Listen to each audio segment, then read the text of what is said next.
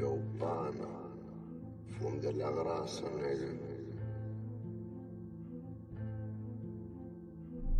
Feel like the one, feeling it stuck. This ain't no rock, that's dime in the cup. Light on my shoulders, I'm getting them rough. Money don't fold up, I feel like Pac in the tub. Showered in gold chains, knots on me. They got the slices, I stay with the block and cheese. Broccoli pressure, boy cost me 43. Ay, I stay in my lane, don't fuck with no one. Fuck with no one, whoa.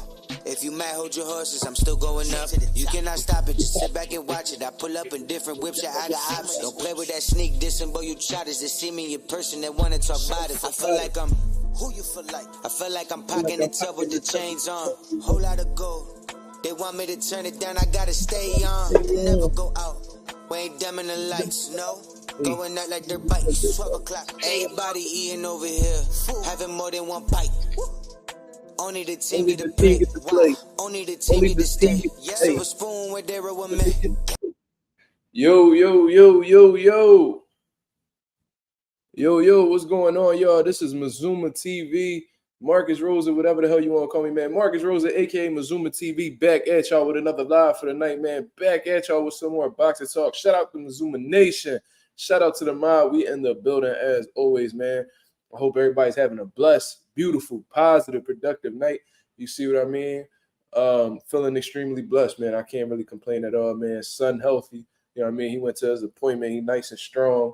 You know what I'm saying? So it was pretty good news to get that, man. Everything's going well at the gym.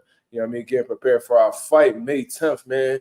You know what I'm saying? And I've been grinding. You know what I mean? I'm feeling extremely good. There's been some positive things going on in the boxing world. So I really don't have no complaints at all, man. Shout out to my boy Texas 16 South with the first comment of the live today, man. So what's the deal? Man, I'm maintaining, my brother. I can't complain at all. G-Bo says, salute Mark and Mazuma Nation. That's a fact, man. Always shout out the nation, man. We're on the road to 2K, man. I think we need like 40 more subscribers before we hit 1,900. Man, we stomping the 1,800 mark. You feel what I mean? We about to hit that 1,900 mark in due time. Shout out to the nation of the mob for making that possible. Stop Motion MMA says, what's up? What's going on, man? What's going on? We got some things that we need to discuss in the boxing world, man. We got to address this situation that had, happened between Shakur Stevenson and Gervonta Davis on Twitter. Then we're going to talk about Terence Crawford and how he just seems to be undefeated inside and outside of the ring, man. Shout out to my boy J Cash in the building, man. He said, yo, brothers, what's going on? What's going on? But let's hit the like button, man. Let's get the like button up. You see what I mean? We got 11 people in the building, man. Hit them likes so we could get where we need to go. Let's get the algorithm on the up so the people, you know what I mean, potential members of the nation that join the live and see exactly what we talking about, man. You see what I mean? Shout out to everybody that's in the building, of course. So let's talk about, let me address some things. You know what I mean? Let me address some things. I'm going to just say this right here. If you've ever been hit with the wrench on here, if you ever been banned from the chat because you were being disrespectful or, you did some traitor shit in the past, then it's a strong likelihood that you will not be coming back on this channel, man. There's people that are making fake accounts of me, man. There's people that, are imitating me or claiming that they happen to be my manager of some sort. Just very, very weird, obsessive, non-heterosexual behavior that's extremely disturbing in my opinion. I don't really know what's going on with that. I have my ideas on who that person may possibly be. But regardless, man, I mean, just the internet is so weird, man. I ain't gonna lie to y'all. There were certain times where, my people in my chat on Instagram and stuff like that had to encourage me to stay on here because the shit was getting so personal and so obsessive that I was really contemplating whether this YouTube shit was worth it anymore. You see what I mean? Because like I said, I don't make much money off YouTube. You feel what I mean? That shit is fucking my son. That shit go to my son's bank account. You know what I mean? If I could make little upgrades to the channel and stuff like that, cool. But for the most part, I don't really make too much. So it's not like I'm really taking an L. This is not how I make my livelihood. I make my livelihood off of boxing. So people are so weird and so invasive, bro. These people disguise themselves as me and then follow people that's close to me and, reach out to them. Just completely disrespectful, man. You see what I mean? It's just weird. So I just want to say that, man. If you feel like if you ever been disrespectful on the channel, you know what I mean, disrespectful to me, anybody that was on here, or disrespectful to one of the guys that's in the chat, and you feel like you're entitled to come back for some reason, kiss that shit goodbye. You know what I mean? We're gonna keep this shit. We're gonna keep this shit positive. You know what I mean? We're gonna keep this shit sucker free, and that's just what it is. You see what I mean?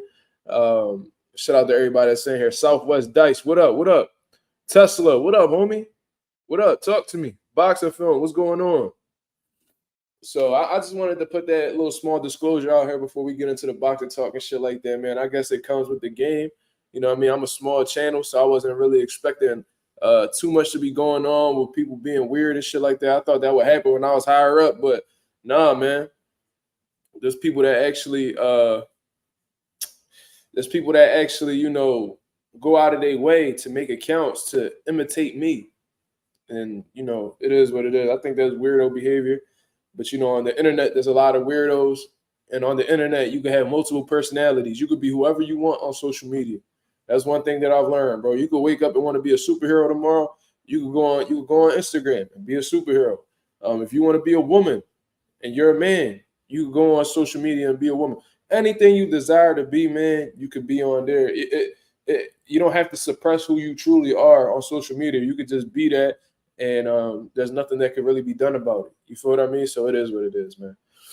So, oh yeah, I also wanted to put this out here too, because it's not a part of the title or nothing like that, but I just wanted to show you guys exactly what this goofy Bernard Hopkins has said. You see what I mean? Let's get into what Bernard Hopkins said, because I did watch the post the open workouts. You know what I mean? It was pretty dope. I seen that somebody try to ask Derrick James about the Earl Spence situation. He said, "No, I ain't answering that." So, you know, he's not speaking about it at all. I guess he feels like it's not the time to yet. If he ever discusses it, in all honesty, I think Earl will speak about it before Derrick James do. But I see. Shout out to the media for trying to get that question answered, though. I feel like a lot of people was just trying to go around it. The dude, he attempted, he came up short, but you know, you miss 100% of the shots you don't take. So shout out to him for asking that question. I think it was KO Sports. So shout out to him. You know what I'm saying? But I just want to let me find this interview that Bernard Hopkins had did, man, because this dude is like, I don't know, man. Like, bro, you're one of the greatest fighters to ever come out of Philadelphia, like hands down. Like, I got you. You definitely the most decorated. You've done the most in Philadelphia, bro. I got him above Joe Frazier in terms of accomplishments and all of that. And that's just me being objective. That's just me keeping it 1,000. You feel what I mean? But let me go check. Let me check my history, because I was watching it and I was like, bro, what is this man talking about? I was like, what is it? I'm like, bro, is this dude serious? Like, I was like, what? This don't even sound like something B-Hop would say. And B-Hop typically says some ridiculous shit. But let's find this right here. This is Bernard Hopkins right here. The title is from Fight Hype, so shout out to Fight Hype for this, man. They don't give me a strike or anything like that for, you know, sharing their content, but whatever, it is what it is. We doing this for educational purposes, because I'm educating the nation. You feel what I mean? So let me give you this video right here. Let me share my screen, and let's get into what B-Hop is saying, man, because he's saying some ridiculous shit, bro. I ain't gonna lie to you. Let me see. Let me put it. No, I'm not gonna make myself bigger than that. All right. Let's take a look into what Bernard Hopkins says about Devin Haney. You see what I mean? The title says Bernard Hopkins disrespects Devin Haney's power and reveals Ryan Garcia confidence booster before a fight. Whether it's a knockout, whether it's hold on, let me rewind it. Whether it's a knockout, whether it's a decision, I just think he's a better fighter when it comes to skill wise. I think that he can take chances with Devin Haney because hold on. Fighter. Did he just say Ryan Garcia is more skilled than Devin Haney? I didn't even catch that. Did he say that? Better fighter when it comes to skill wise. He's a better fighter when it comes to skill wise. Okay, so I don't know what he was doing before this interview, but I'm assuming he done touched that kilo at Oscar De La Hoya hotel room. I'm gonna just say that. I think that he can take chances with Devin Haney because the last time I've seen him fight multiple fights, he never hurts nobody.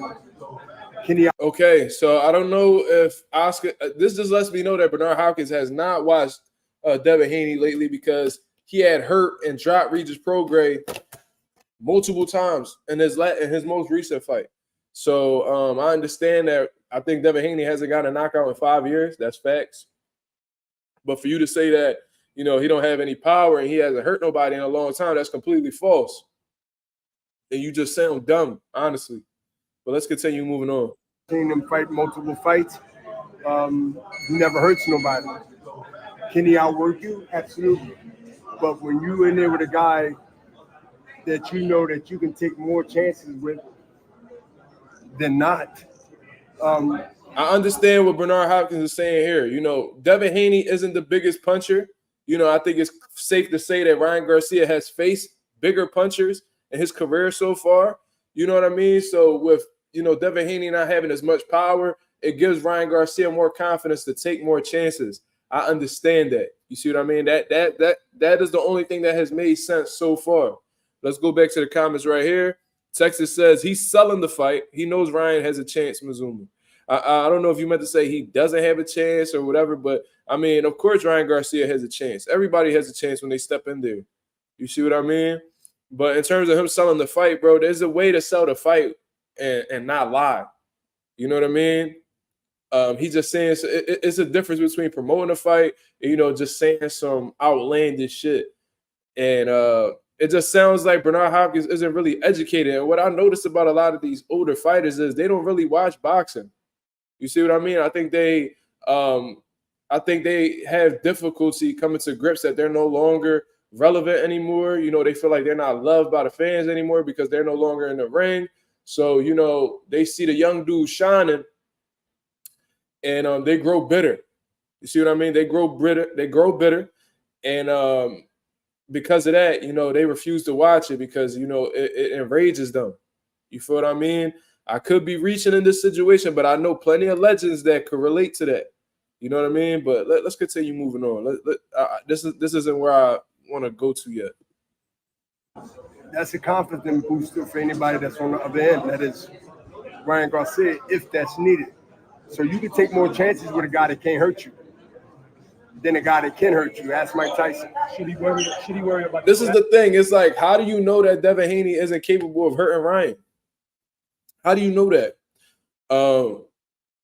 Ryan Garcia, he has a pretty sturdy chin. I'll tell you that. He does. But we've only seen Devin Haney fight at 140 pounds one time. And in that one performance, it seemed like he had a lot more pop in that fight than he did with hold on, what? B-Hop looking like Indiana Jones. You out of pocket.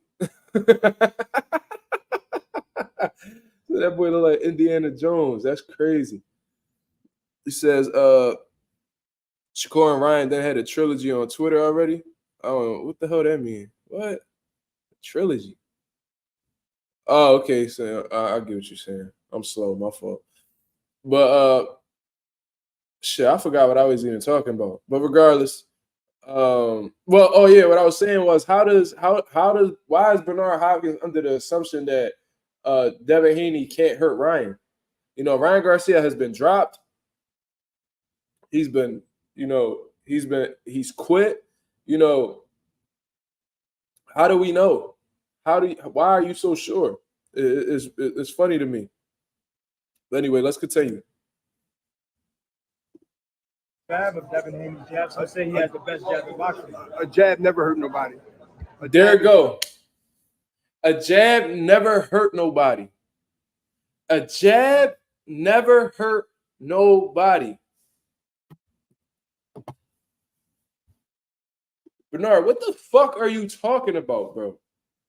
A jab never hurt nobody. I know multiple people who have gotten hurt with jabs. I've hurt people with jabs. What the fuck is you talking about? I've stopped people with jabs. Bernard, I got an even better question. When you fought Sergey Kovalev, this just clicked in my head just now. Bud Kell-Brook, that's one. That's one. But let me get into it. What was the shot that Sergey Kovalev hit Bernard Hopkins with in that fight that dropped Bernard? Larry Holmes dropped niggas with a jab. I seen Jamal Charlo hurt J-Rock with a jab. What was the punch that Sergey Kovalev landed on Bernard Hopkins that dropped Bernard?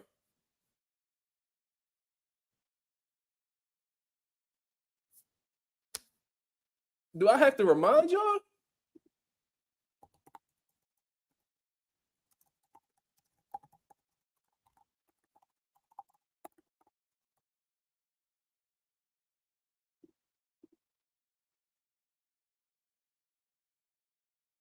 I can't show this because this is HBO.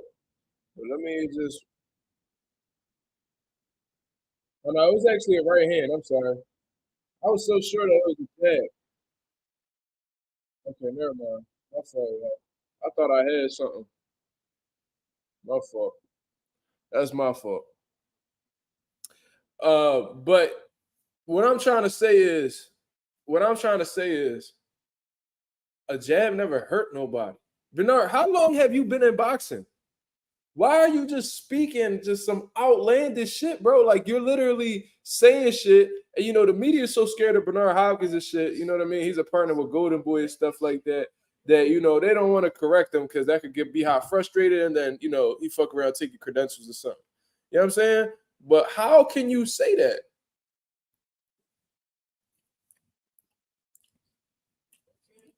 You know what I'm saying? Let's move on further because he says another thing that makes me scratch my head. Let's check this out. Hold on. Distraction. Oh, he said it. Hold on. Remember that. Distraction. Best jab in boxing. A jab never hurt nobody. A jab is a distraction. Remember that. That's the Remember best. What, nigga? How the fuck is a jab? A jab is a distraction. A jab is a distraction. Bro, what is you talking about, bro? What does that even mean? Okay, I understand. You know what I mean? The jab, you know what I mean? If you keep a jab in front of somebody, you know what I mean? It could throw them off their game or make them forget exactly what it is that they need to do. I understand what you're saying. But to just classify a jab as a distraction, how the fuck does that make sense? The jab is the most important punch in boxing. Facts. We got Jordan Sheriff in the building. Ask that man, as experienced as he is, what is the most important punch to have in your toolbox in boxing? It's the jab. It's the rangefinder. It sets up your combinations. The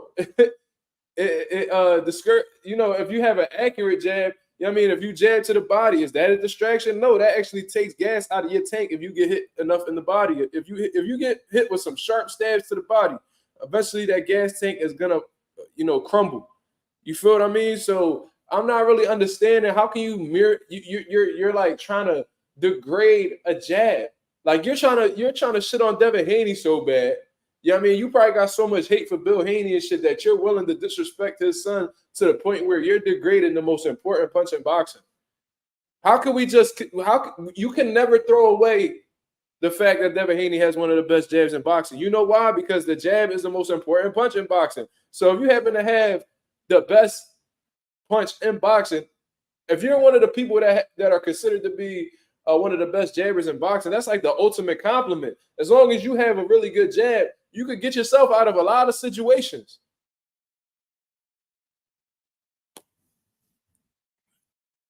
Boxing Film says, now what if that distraction lands on your jaw? What is that considered? Oh, no, it's just a distraction, Film. It's just a distraction. You see what I mean?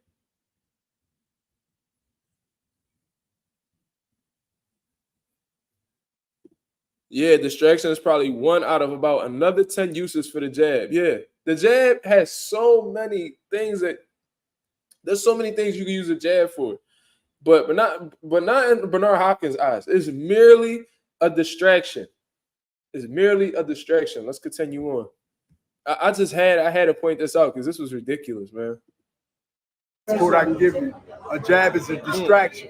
If you can get past the jab, which is the distraction, it's over. This is game 7. This is what makes it. This is game 7. This makes it official. Who's going to be in the books for the professional? So he's pretty much saying that if Ryan Garcia is able to get past the jab, then Devin Haney is vulnerable. You see what I mean? Now I can see what he's saying with that because it seems like Devin Haney's jab is his bread and butter. You see what I mean? But that's easier said than done.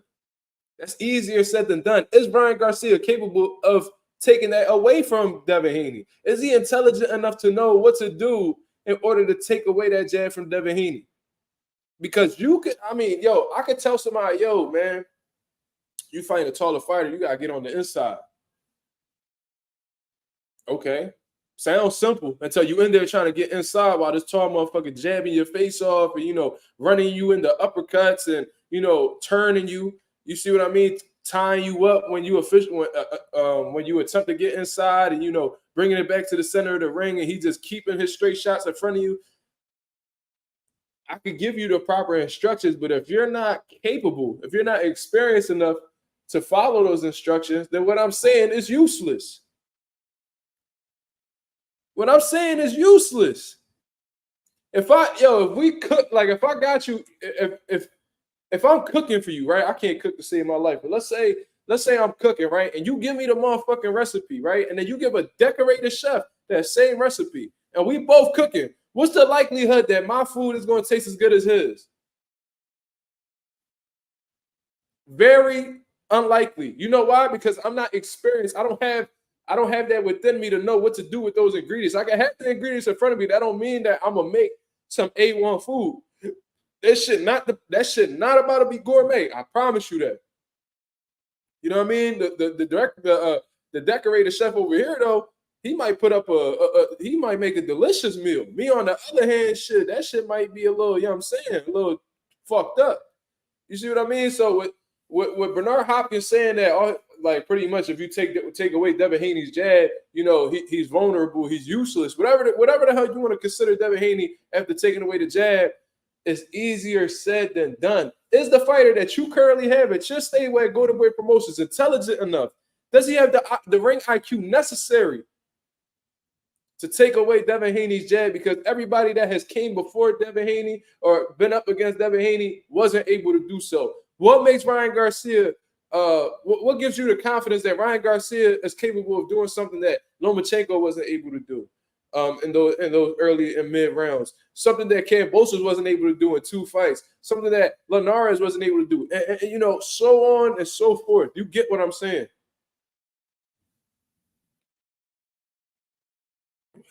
You know what I'm saying? So that's that. Let's see what else Bernard Hopkins got to say. I think that was pretty much it. Each amateurs, right? I don't compare amateur to professional boxing. Now I agree with that. I don't compare. I don't care about the amateurs when it comes to professional boxing. I don't compare them. I agree with that. Compare then to now. They're not the same fighters that was in amateurs. I'm not the same guy that I fought because I don't have a beard now. I have one, and it's gray.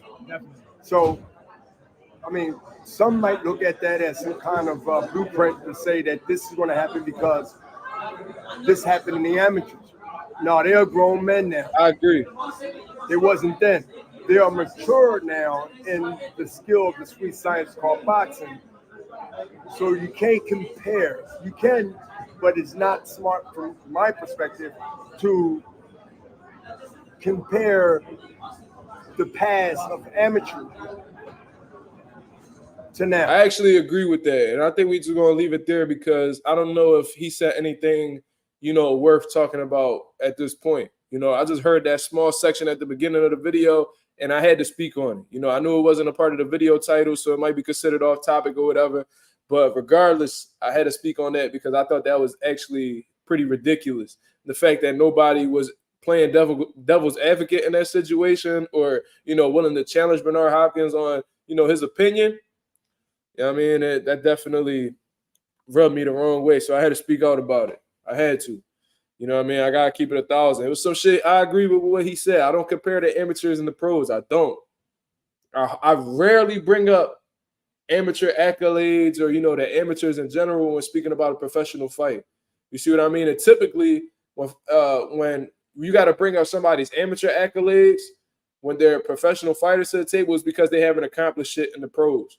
You see what I mean? Like when we look over Roy Jones' career and what he did, you know what I mean? You might hear the fact that he got robbed in the Olympics and shit like that, but is that like the first thing that is brought up in his accolades?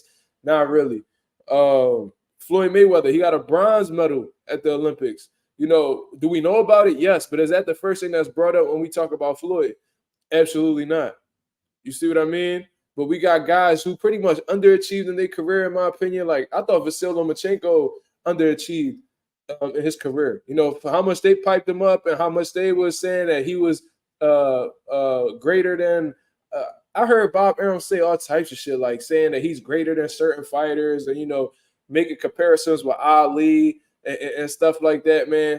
Vasyl Lomachenko, he's won some world titles and shit like that. But I believe that Vasyl Lomachenko underachieved because he lost the biggest fights of his career thus far.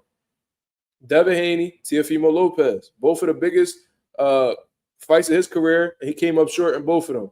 And, he lost the second pro fight as well. You know what I'm saying? So there's that.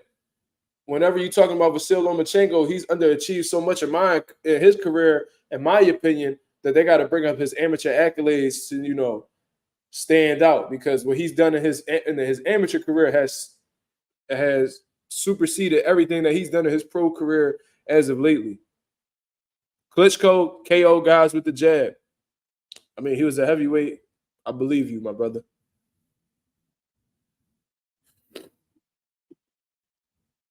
I like the Game 7 promotion, though.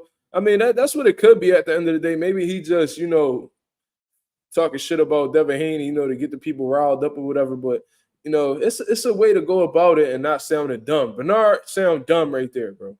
You sound absolutely dumb. Maybe it's because he got a problem with Bill still. You know what I'm saying? Trying to get motherfuckers to go in the bathroom and have conversations about a urinal and shit. Like, we not with all that, bro. Sorry. Low Nose Boxer said Cotto dropped a couple guys with his jab. I think it was Claudia and Alfonso Gomez. Yeah. That's another great example. Health is wealth in the building, says Mazuma. Why should Shakur walk out and train the NBA young boy? Oh, yeah, y'all being messy as hell. I don't know, bro. I can't answer that. That's none of my business. I know that Shakur is in Philly right now, though. He's been training with Bozy and them. And for real, shit, I might just pop up over there. I don't know. I might just pop up over there. I doubt it, but it's a possibility. But shout out to the 36 people that's in the building, man. If y'all can hit the like button on the way in, it is very much appreciated. We got 36 people in the building. We need 36 likes, man. Let's get them likes up, please. It is very much appreciated. You see what I mean? Him and Montana love homies now. I don't know, bro. I don't know, man. I don't know. I feel like a lot of these dudes be friendly as hell, bro. I'm gonna keep it 1,000 with you. You said he not in Philly no more, though? I heard he gonna be at Bozy's tomorrow, though. That's what I heard. I don't know. I might have got the wrong information, but somebody that be over there said that, Shakur gonna be there tomorrow. They said that Adam Lopez is over there, Blue Nose. They said that Montana Love is over there, and they said that Shakur over there. That's what I heard, but I'm not sure, though. You know what I'm saying? Hit the like, hit the subscribe, man. Get them likes up, man. Get them up. We about to speak on the Shakur Stevenson and Gervonta Davis situation right now. So I don't know exactly what stirred up. Well, I know exactly what stirred up the conversation, and I believe it has started with somebody asking Gervonta if Shakur's older brother had punched him in his shit back in the day. Messy ass question. You know what I mean? That's none of your business anyway. You see what I mean? If that's true or not, but Gervonta had shut down that question right away. He pretty much said that nobody touched me. You know what I'm saying? And he threw a shot at Shakur Stevenson in the midst of that. So let me see if I can actually bring up the screenshots from this situation and see if I can get a play-by-play type John with Gervonta and Shakur. So this was the fight hype, man. They be staying on top of that shit. So let me share this screen again so I can give you guys the full details if y'all haven't, checked in or, y'all don't be on Twitter and shit like that. So it starts off with saying, I guess they talking about ticket sales and shit like that. No, that's not the point I want to get to. That's not the point I want to get to. Let's see. Talking about somebody's a rat. I think he was calling Bill a rat. I don't know why, but let's see. Let's fast forward. Next.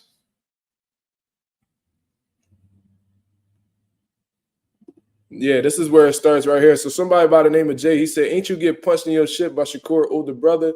He said, "Bro, never in my life let one of them niggas touch me. I was the one running around doing them kids bad in the amateurs, and the little chunk that said that was under my wing. Look it up." So I believe that he's talking about Shakur Stevenson being the one that was under his wing. You know what I mean? So I don't know if that was true. I don't know if that was false, but, Gervonta Davis said ain't nobody touching. So then it seems to escalate from there. Shakur Stevenson, replies to it. Of course, he replies to everybody on social media. So why not Gervonta, right? And he goes on to say something along the lines of, this video kind of slow. I ain't going to hold you. I mean, I ain't that slow of a reader, my brother. I don't need that much time. But let's see. Shakur replies and says, "We can shoot the fade whenever you ready, gangster. I've been dying for the opportunity." I'm gonna just say this though. Do y'all notice that there's like a completely different energy when he's talking to Gervonta Davis in comparison to when he's talking to Devin Haney? I feel like he's speaking in a much more respectful tone when he's speaking to Gervonta Davis. I don't know. Maybe I'm tripping. That's how I see the situation. I feel like whenever he's talking to Devin Haney, he's calling him all types of bitches and, just saying all types of stuff and even threatening to fight him outside of the ring. You feel what I mean? But whenever Gervonta Davis is going around, having his little spill on social media, he constantly disrespects Shakur. He calls Shakur a bitch, all types of shit. And he called him that a few times throughout the course of this interaction. And Shakur Stevenson don't really be saying too much, you know what I mean? Or at least he says stuff. He says stuff. He defends himself. Let's not get it wrong. But, it doesn't seem like he has that same hostile energy for Gervonta when Gervonta talking crazy to him. That's just stuff that I notice. You see what I mean? But, maybe I don't know. Maybe I'm tripping. I'm not sure. But y'all let me know if I'm tripping or not. Do y'all see the same shit I see or you see something else? Let me know. But he says we can shoot the fade whenever. I've been dying for the opportunity. So, Gervonta Davis goes off after this. And I ain't going to lie to you. This is one of very few times where I actually caught Gervonta Davis, live tweeting. And that, he had a lot to say, bro. Gervonta had time today, bro, for sure. He said, this is actually the funniest part to me. Gervonta says, "You're going to get hit with a hook and run the whole fight like you did Buddy. The same hook I caught you in sparring. That fake shit don't work with me. Give a fuck who you with. You a bitch." God damn. So he's showing he don't fuck with Shakur at all. Just completely disrespecting him and calling him out his name for the rip. You feel what I mean? Because it seemed like Shakur had started off respectful. And Gervonta like, "Bro, I don't care if you being respectful or not. I'm going to say whatever the fuck I want to say." You know what I'm saying? That's just what I peep. So, this continues to escalate. And this is a 7-minute video. So this is how long, they were going back and forth. They had some shit to get off their chest for sure. And, I guess Gervonta is alluding to the fact that he hurt Shakur in sparring with a hook. I don't know, man. I don't know. So let's see. This shit continues to go on. You already know Shakur about to say something about this. Oh shit, he comes out swinging. As soon as he get called a bitch, he said, "Bitch ass nigga, you went out the ring that day and told me how nice I was. And you said you would never put me in second again. Stop the internet cat. So as we fighting or not, I'm not gonna say the word on here. but you see it, you can read it, right? So I'm assuming that in that sparring session, you know, they treated Shakur Stevenson like he was the back end work for Gervonta. You know, I don't know if you guys have ever sparred before or whatever, but you know, it could be pretty, you know, difficult to fight somebody with a full tank, to spar somebody with a full tank when probably half of your tank is spent. You know what I mean? You got to find ways to, you know, take the energy from them or find ways to reserve yours.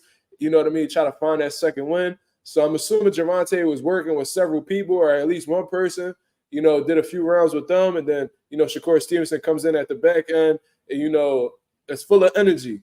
You know what I mean? So maybe Shakur was in a situation where, you know, he was applying some pressure on Tank, or maybe he was outworking Tank, or whatever the situation is.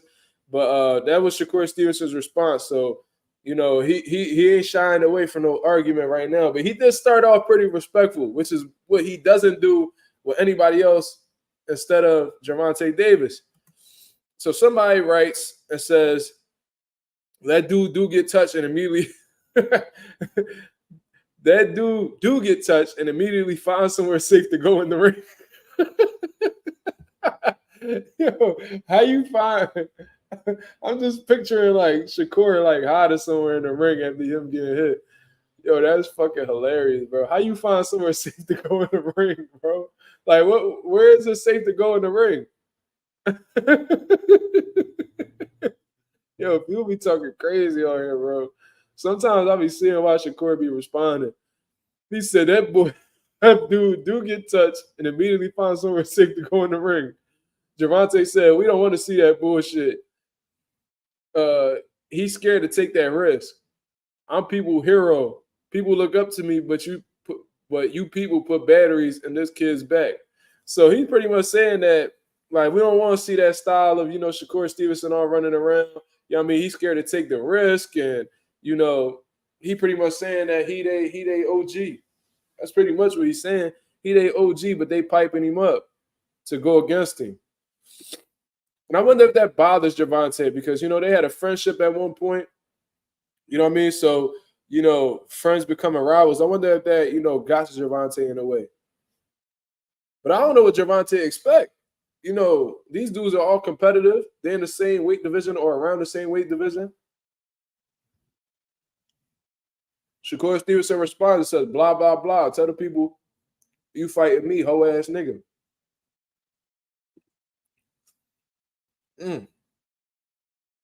That's ultimately what it come down to. All right, fight me then. That's what it really come down to, y'all. Like, I don't know how else to put it. I don't know how else to put it. It's like that's what's going to resolve all y'all. All this talk could easily be put to rest if y'all just fight each other. The reason why y'all got so much to say is because neither one of y'all have stepped in the ring to prove each other wrong. So as long as y'all not rumbling, y'all gonna keep talking shit. Y'all content with talking on social media, or would y'all rather be more content with hopping in the ring and getting a bag from each other, from fighting each other? You know what I mean? So that's the silencer right there, in all honesty. But, you know, Tank had more to say. Tank definitely had more to say. Somebody by the name of 973 Sports says, so fight him. He said, I'll fight all of them, even them friendly ass fighters he running with. Now, this could be deep. He could be talking about Montana Love, because Montana Love is in the gym with Shakur Stevenson at this point in time. And, you know, Montana Love and Gervonta Davis had a heated sparring session a couple years back, and they seem to be not on the best of terms since then. So he could be talking about Montana Love, you know what I mean, just throwing a shot in his direction, because who else is Shakur Stevenson really friends with at this point in time? Keyshawn Davis. I don't know if he's shooting shots at Keyshawn Davis. I don't recall Gervonta and Keyshawn ever having a problem. So I'm assuming he's talking about Montana Love because, you know, he has issues with him as well. You know what I mean? And that's who he's running with at this very moment. Boxing Film says Keyshawn. Shit, it might be.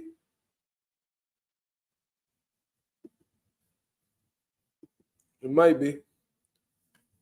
That could have been a shot applied to anybody.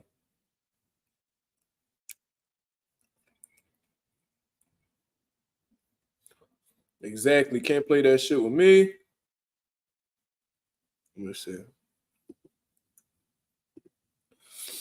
Now, this was funny as hell, too. I ain't gonna lie to you. He said he paced my room the whole night to get this pick. Waited for Richardson to come in to ask for a pick, the kid a fan.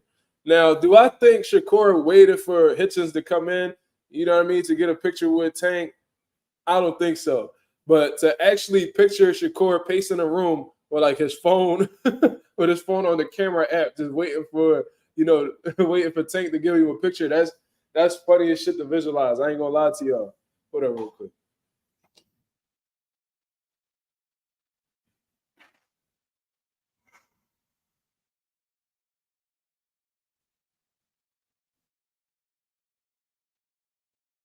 So to actually picture that is hilarious.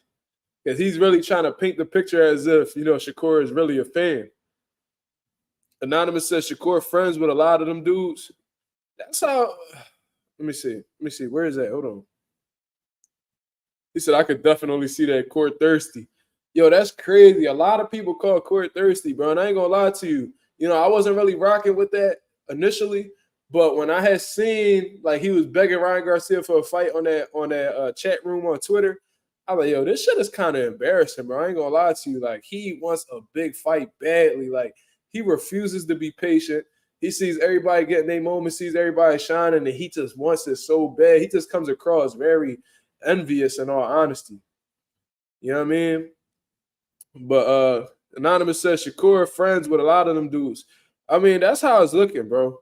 That's how it's looking. I ain't gonna lie to you. Real Joe about Abdullah Mason. You know what I mean? He talked real big on Keyshawn, and these are dudes that are around his division. You know what I'm saying? Dudes that might possibly call you out in the future.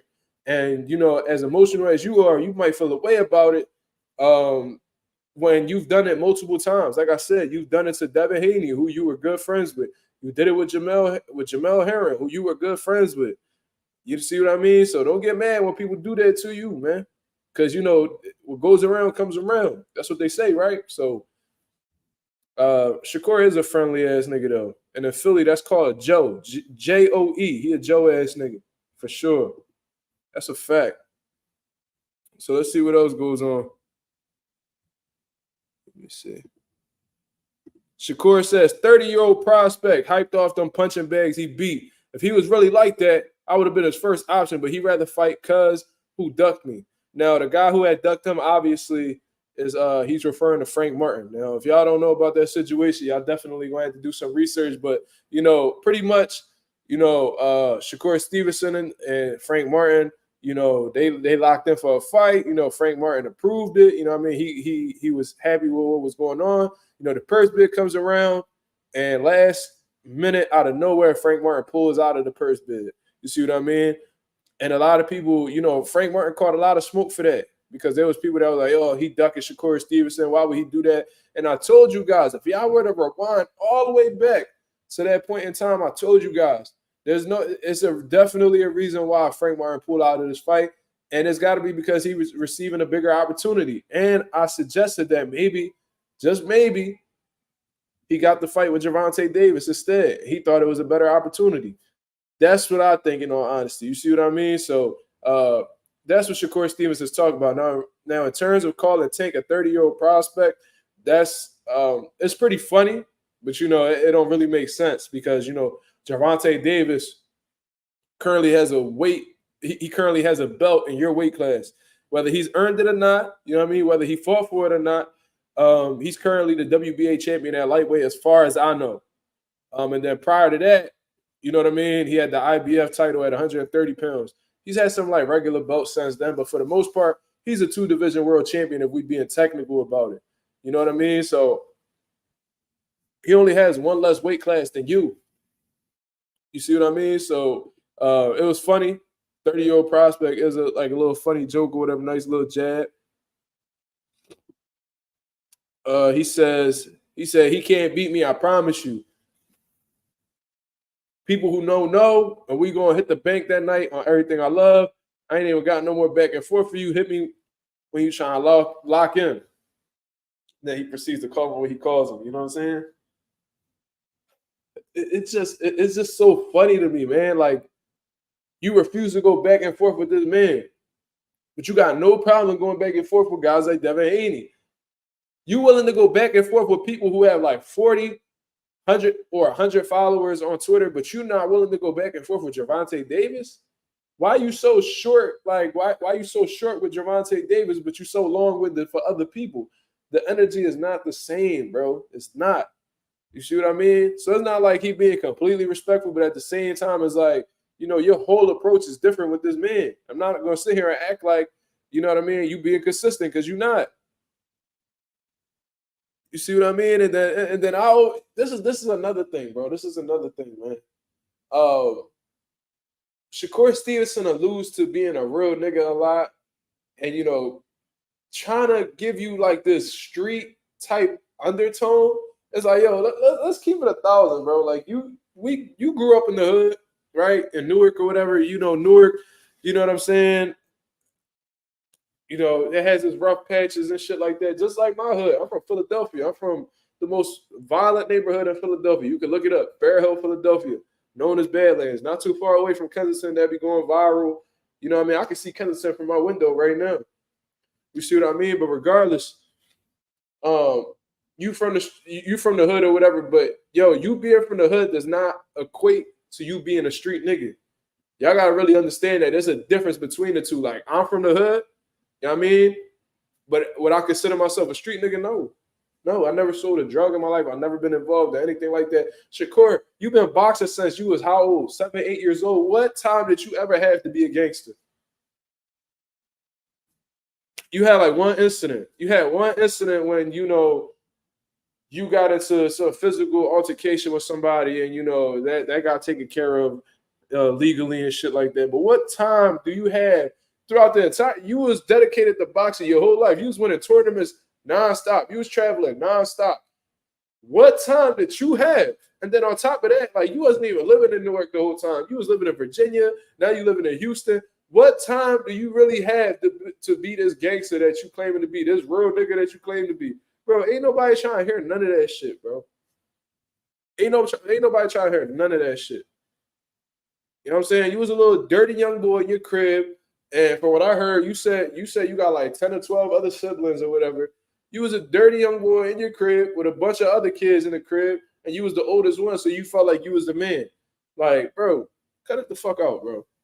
Cut it the fuck out.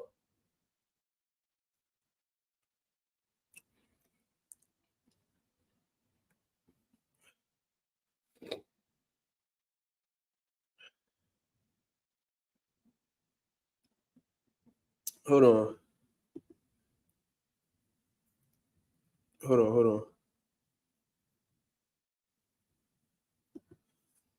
And I think the same thing applied to Tank. When he ever had I'm not saying, and this is not me saying that they turkey. You know what I'm saying? I'm not saying they pussy or nothing like that. But, you know, I think the same thing applied to Tank. I don't think I know Tank he had a rough, you know, upbringing and shit like that. But, you know, boxing saved that man. You see what I mean? So you might be around some street individuals, like, you know, Shakur be with Jay Prince, you know, Tank probably connected with some good people. But, like, in terms of you being in action, I don't know that. I don't know that. I don't think none of these dudes gangster for real, bro. There's very few people that I know in boxing that, you know, had some crazy upbringings. You know what I mean? Y'all don't really know them as of right now, but, you know, it's very few. Very few.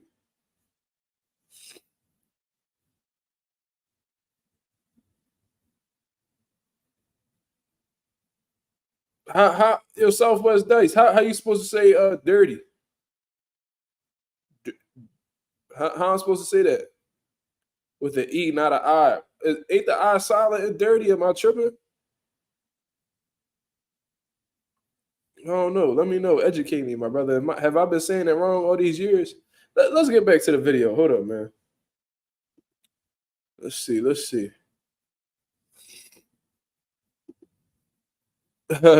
Tank asks, who have you fought? Now, this is pretty easy to counter, bro. This is like very easy to counter because Gervonta is speaking as if he has some type of resume. You know what I'm saying? Your resume lacking a little bit of depth too. You see what I mean? But Shakur, you know, best opponents he's fought, in all honesty, Oscar Valdez, Jamel Herring, maybe Joette Gonzalez. But at the same time, Gervonta Davis does have the better, like opponents on his resume. You see what I mean? Whether we talking about, prime Jose Pedraza, who else? Hector Luisa Garcia, Mario Barrios. Now there's context, obviously there's context behind all of those wins, but you know what I mean? That we can nitpick, but Gervonta has a better resume than Shakur. I think that's pretty safe to say. So I guess he has like the ability to ask that question because he does have the better resume. However, neither one of their resumes are that great. You know what I mean? But considering the fact that I believe Gervonta has the better resume, he can ask that question. Who have you fought? Tank just made another tweet going at Shakur. Hold up. Hold on, let me try to catch that. Hold up.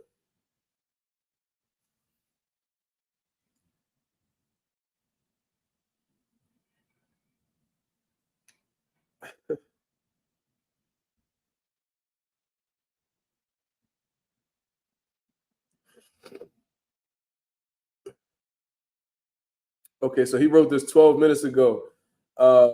Somebody by the name DJ Israel says, let's be clear. I like Gervonta. He's a great fighter who possesses even greater KO power. But when it comes to Shakur Stevenson, Take has never mentioned skill. It's always power, and that's very telling. Well, Gervonta does bring up skill set. He brought up skill set several times when he was talking to Ryan Garcia and Rolly Romero and shit like that. And he doesn't really bring it up as much with Shakur Stevenson, but Gervonta Davis has a response to this. He said, what skills are you talking about? Because all I see when he fight is a nigga on his back foot and running. Skills, defense and offense, the whole package. He emphasized skills, said defense and offense, the whole package. So he's saying, I got the whole package. He said, I'm not going to say what he said, but what you dudes know nothing about. Then he went on to, oh, wow. This is the thing, y'all. If y'all going to talk boxing, man, and y'all know y'all genuinely can't box, bro, do not post no videos of y'all hitting bags or anything like that, because this is the dude who had actually made, hold on, let me turn off the screen. Let me stop the screen sharing real quick. This is the dude who made this comment about Gervonta Davis. Wow.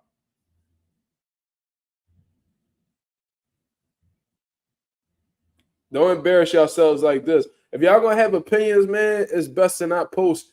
I mean, if you don't got no boxing experience or you just a motherfucker who hit the bag at the gym or whatever, do not talk crazy about professional fighters if you hitting this bag like this. This motherfucker is shoe shine in an aqua bag. When you don't have motivation to work out, always remember this powerful. Yeah, you look like you're not motivated to work out, bro. I know that's right. That's crazy. You like people like that just want to get cooked. And he said, man, shut the fuck up talking about boxing. Good night, loser. It's like, come on, dog. Like, if you don't come from boxing, bro, you do not come from boxing, you're not that experienced with boxing, do not post it, especially if you're going to have controversial opinions, because what you're going to do is you're going to leave yourself open to get cooked. And you just gave Gervonta Davis a layup, in all honesty. You see what I mean? You don't know what you're doing. You know what I mean? If your hands ain't really like that, bro, leave that shit alone, man. Leave that shit alone. You see what I mean? But we got 45 people in the building, man. I appreciate everybody that's tuned in right now, man. If you could hit the like button, it'll be very much appreciated. You see what I mean? So I guess that was Gervonta Davis' little remark to, talking about Shakur Stevenson. He said he pretty much all he do is run. Meanwhile, I got offense and defense. You know what I mean? So he's pretty much insinuating that Shakur Stevenson isn't as skilled as him. Now, what I can say is Gervonta Davis is more versatile. He is more versatile than Shakur Stevenson. I'm not gonna lie to you. I've seen him take approaches where he's walking to you, high guard, and he's ripping shots. He could be the mean, aggressive guy. He could also go on the back foot. He could set traps. You know what I mean?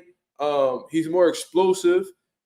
He has great hand speed. I think his hand speed is slightly better than Shakur Stevenson's.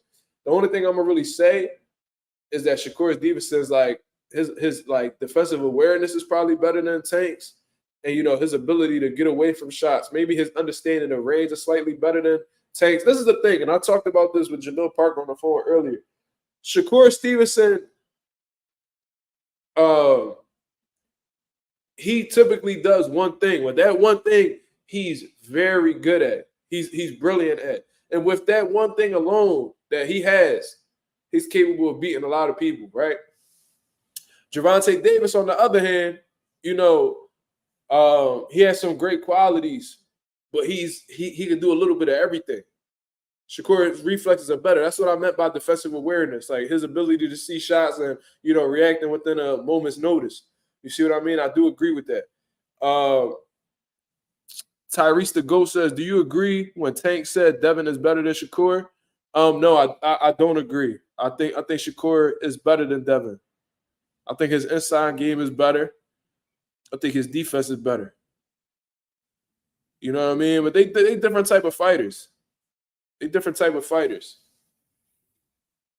You know what I mean? Typically, when Shakur Stevenson isn't like being, cautious and shit like that, he's more flat-footed than Devin. Devin probably has the faster feet than Shakur, honestly. I don't know. I got to really look into that.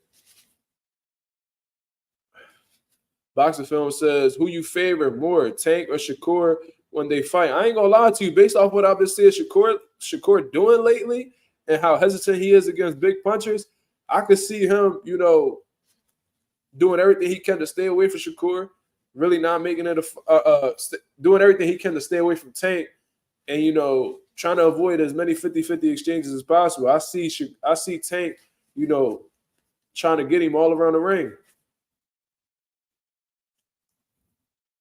Jordan Rule said Shakur like a gazelle. That's crazy.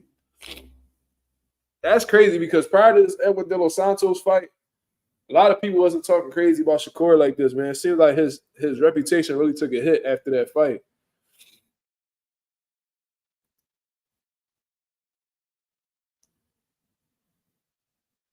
Oh, okay. A shout out to your son, man. Happy birthday to your son. Happy birthday to Texas 16 South son, man. He turned 20 years old. That's a huge milestone, my brother. My son just turned 10 months. So I got a long way to go. But yeah, Boxing Film. Thank you. Thank you for reminding me. Let's get back to the video. Happy birthday to Texas son, man. That's a beautiful thing, man. That's a beautiful thing. Can't wait to, watch my son get that old. You know what I mean? And enjoy his upbringing. You know what I mean? But Gervonta Davis asks, who have you fought? So let's see what goes on from here. Shakur Stevenson obviously has a response. He says, 3-division champ, unified at 130, held the Ring Magazine belt. You had one belt your whole career and you pushing 30, my guy. You're not fooling me. Okay.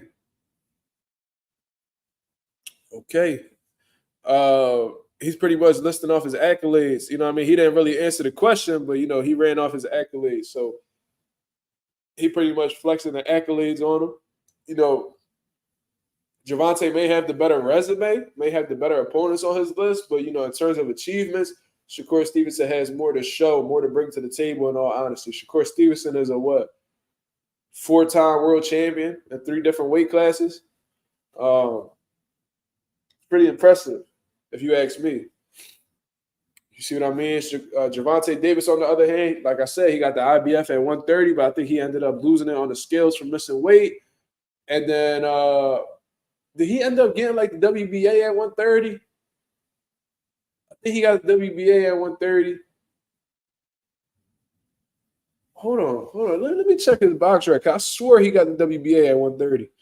Let's check. I don't want to give you guys the wrong information. You know what I'm saying?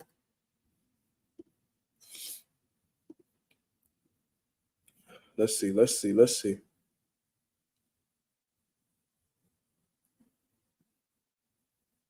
What? When he fought Leo Santa Cruz, he had the WBA super featherweight title, super feather title. What the fuck? Okay. Yeah, he had the WBA. He had the IBF. You know what I'm saying? He missed weight against Fonseca, so they stripped him. So he no longer had the WBA, but then he came back and fought Jesus Cuellar and got the WBA title. So Gervonta has had 2 belts at 130 pounds. But since then, since he moved up to 135, you see what I mean? I think he got the WBA regular. You know what I mean? He had the WBA regular at 135 because Devin Haney was undisputed. It says Devin Haney vacated. I think the WBA elevated Gervonta to the full status champion. So I think that's what happened.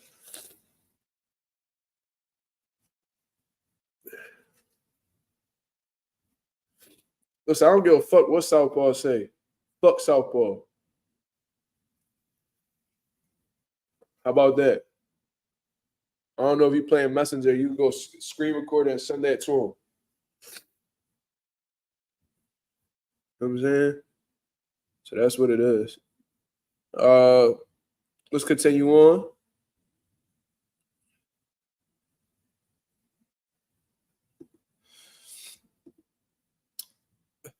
I guess Gervonta is responding to that 30-year-old prospect comment. He says, I guess he meant to say, no funny shit, you worse than buddy that's about to fight. So he's pretty much saying, you worse than Frank Martin. He said, you don't got no fucking punching power at all. Shut the fuck up. The fuck I'm worried about you. Ain't like I got to worry about you putting me to sleep. We'll be dancing.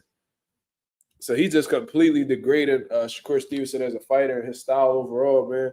Pretty much saying like, yo, why would I have to be worried about you? You can't punch. It's not like you could hurt me or do anything to me. If anything, we're going to be dancing in that ring. So I guess he's talking about like, you know, just chasing him around the ring and shit like that. So that's what Gervonta Davis' impression of Shakur Stevenson is right now. I think that, I don't know if he'll be singing that same tune if it wasn't for that terrible Edwin De Los Santos performance, bro. I'm trying to tell you, that Edwin De Los Santos performance did Shakur Stevenson worse than it did De Los Santos. Honestly. It's almost as if Shakur Stevenson lost the fight, bro. I'm trying to tell you, it's like he's taking the same bashing, you know, he's taking the same type of criticism as if he had lost to De Los Santos when he pretty much dominated De Los Santos. But because the performance was so scary, you know, boxing fans, you know, started to resent him for it.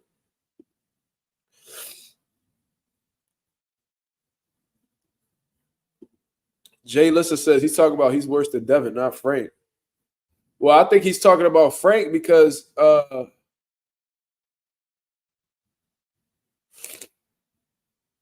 Shakur Stevenson said I would have been his first option, but he'd rather fight Cuz who ducked me. And obviously, he got to be talking about Frank Martin because that's who Gervonta Davis is fighting next.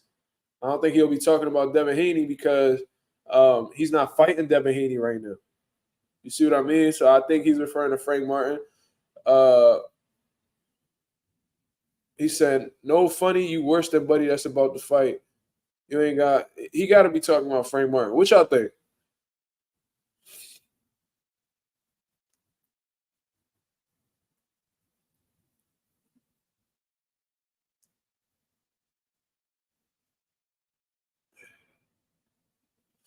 You think he meant Dev? Well, Dev is about to fight.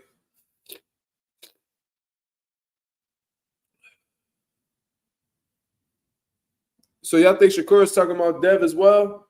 I don't know. I don't know. I don't know, bro. But he'd rather fight Cuz who ducked me. I think Shakur is talking about Frank.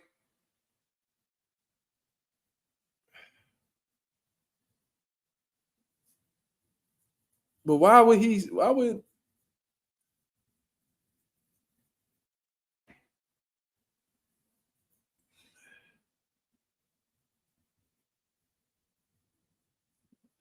I think that if Gervonta Davis wrote more clearly, we wouldn't be having these type discussions, bro.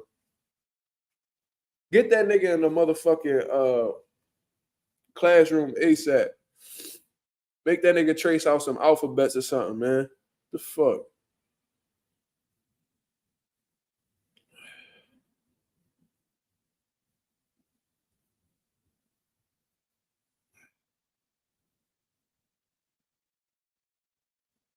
But yeah, that's what it is. Regardless of who he's talking about, man. That was Gervonta's response. You see what I mean? So let's see where it goes on from here. Okay, so Gervonta Davis is bringing money up, which we don't really give a fuck about, but we can read over it anyway. He said 30. Somebody wrote 30-year-old prospect. Oh my God. He said, I'm 29 and I have more money than the whole 35, 40, and 47 division put together. Damn, that's a lot of money there, Tank. Wow. Well, what are we supposed to do with that information, bro? Don't nobody give a fuck, bro. Nigga beat Jamel Herring, who is 40. He's not going to tell y'all he sparred every champion he fought and knew they was easy work. He's a cold bitch. So he's pretty much, I mean, that's pretty self-explanatory. But if you really think about it, you know, obviously Shakur, for his first world title, he knew Jouet Gonzalez. He knew him. He sparred him before and all types of stuff like that. They had their little story about that. You know what I mean? They was in-laws at one point. Then, you know, Jamel Herring, you know, they was both I mean, you know, I know for a fact they were sharing the same gym at points in time because Jamel Herring was training with Bomac and them, and you know, Shakur always used to slide over to Bomac and them's camp because of his relationship with Terence Crawford. So that's one. I don't know if he has any history with like, you know, sparring Oscar Valdez. I don't know. I don't know if that was the case or not, but yeah, he's pretty much saying that he get a feel for these motherfuckers before he fight them. You see what I mean? So that might be cap.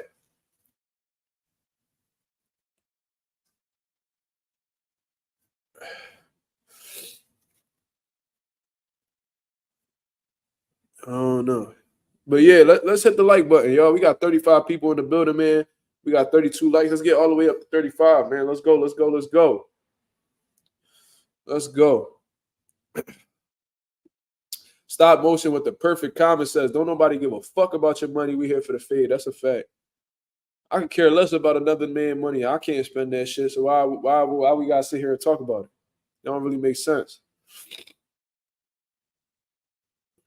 Valdez, a simple style, always looking for the left hook. Yeah, this is a come forward pressure fighter with a strong left hook. You know what I'm saying? There's a lot of Oscar Valdez's in the gym stylistically. You know what I mean? So there's that. Yo, Silk, watch your mouth, dog. You know what I'm saying? Niggas got a cold and you over here insinuating that I'm on some T.O. Senior shit. That's crazy. Motherfuckers can't even have a cold. Jesus. You know, when the weather changes up, a nigga gets sick. God damn. We ain't on none of that. I never did any drugs. I'm gonna tell y'all something. Y'all probably not gonna believe me. I never been drunk in my life. Never. So I'm about as pure as a motherfucker can be, you heard? Rock Real says Shakur should rematch Oscar. Is that Oscar talking? Is that Oscar Valdez in the chat? Is Rock Real Oscar Valdez? Because it seemed like Oscar Valdez would be the only one to request that fight. Don't nobody want to see that shit, bro. Why the hell we want to see him fight Oscar Valdez? He almost lost his last fight. We talking about, yes. Okay. Well, if this is Oscar Valdez like you claim to be. Now, this is Oscar how you claim to be. Southpaw want to spar. Well, let's spar then. I ain't hard to find. We can get that shit popping for real. But if this is Oscar Valdez, how you claim to be, why don't you join the panel and let's chop it up, man? Let's talk about your last performance and all that. You know what I'm saying? Yeah, exactly, nigga. Get the fuck off my chat, dog. You lucky I don't have nigga smack you for the wrench for out here giving all that cap, nigga. Fuck you, man. But anyway, let's continue on. Let's see if anything else is meaningful is said. I think it died down at this point. Say, and if that sparring was a fight, I would have won. And that's facts that you keep talking on a punch you landed. Okay, so he's pretty much saying that, you know, he outdid him in the sparring session.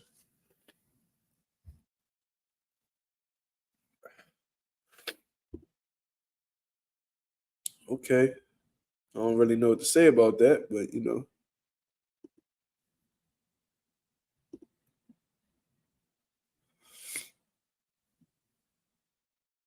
he's not going to tell you, okay, so Shakur responded to it. He pretty much acknowledged it and said, yeah, that's exactly how I know I'm going to beat you. Now, I didn't see this one right here. So that's interesting. That's interesting. What else is being said? So Shakur says, boy can't beat me, I promise you. People who know, you going to hit the bang. Okay, I already spoke on that. Gervonta said, exactly. Sit your little bum ass there and wait your turn. That's crazy. That's that A-side talk right there, boy. That's that A-side talk right there, boy. For sure, for sure. Shakur says, wait my turn. Hope the fans catch on to what you said because I hear you loud and clear. So he pretty much said that, you know, pretty much that Earl Spence and Terence Crawford shit. You know what I mean? Like Earl Spence made Terence Crawford wait his turn. You see what I mean? He wanted to get all his belts on his side, then he wanted to come see Crawford. And I think it was because Earl Spence understood that was going to be the most difficult fight. So, you know, or the biggest fight. So why not, you know what I mean? Wait that shit out a little bit. So maybe that's what Shakur is trying to, you know, say. That's probably what he's reading. You know what I mean? That's probably him reading between the lines or whatever. But, yeah.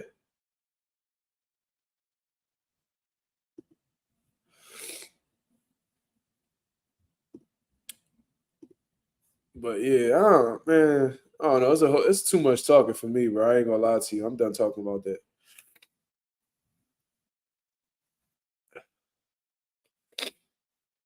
You know what I mean? Yeah, Oscar's still on the juice. Yeah, Oscar's still. Yeah, he's still on the juice. You know what I mean? He said it was an herbal tea though. So you know what I mean? It is what it is. He still was able to fight. It wasn't that bad, right? He said, you think South Crack got a whole closet full of beanies on some SpongeBob shit? I know he got a closet full of my merch. Dickhead. Fuck you talking about, nigga? Talk all that shit you want, nigga. You know you got some Mazuma merch in your closet, nigga. Fuck you mean. And my merch better than yours. Dickhead was asking me to make his merch before. But he wasn't trying to cut the check. Dummy. Watch all the watch some of the videos that Southpaw be doing of him sparring, bro. He be having Mazuma merch on. You feel me? I mean, supporting his boss. You feel me?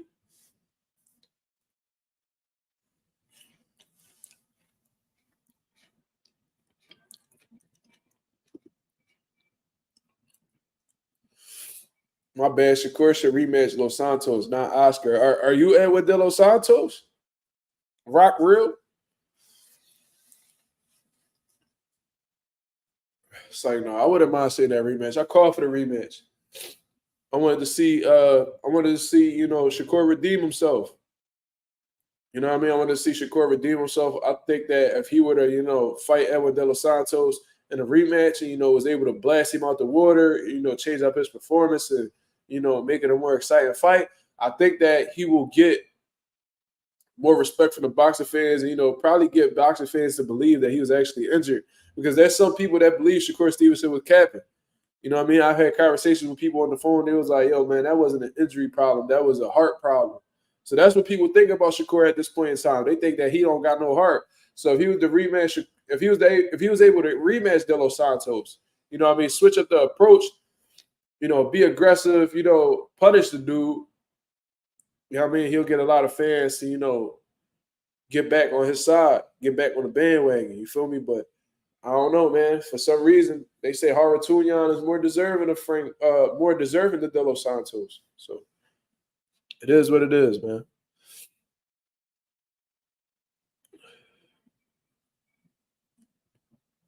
Yeah, he has to if he wants to get that respect back. Rock, that's a fact. G-Bo redemption, exactly. Silk says that arena will be empty on some quarantine in 2020. You hear all the punches. Bro, I ain't gonna lie, though. I kind of missed that quarantine setting, bro. Like, I've been at a few fights that had that quarantine setting, bro, and it was like every punch, bro. Like, you could hear that shit bounce off the walls. That shit was dope, bro. Like, you could hear every part of the fight. You could hear motherfuckers grunting off body shots and all types of shit. Like, Crazy, bro. I missed that quarantine setting. I wish they could do that more, honestly. Like quiet room type fights, that should be lit. Where you can hear the trainers, instructing, and that should be dope, bro. Shakur made every excuse in the book. He was running because he felt that power of Santos. Shakur will run. See, he's not, and Just Do is not the only one that, believes that. A lot of people do.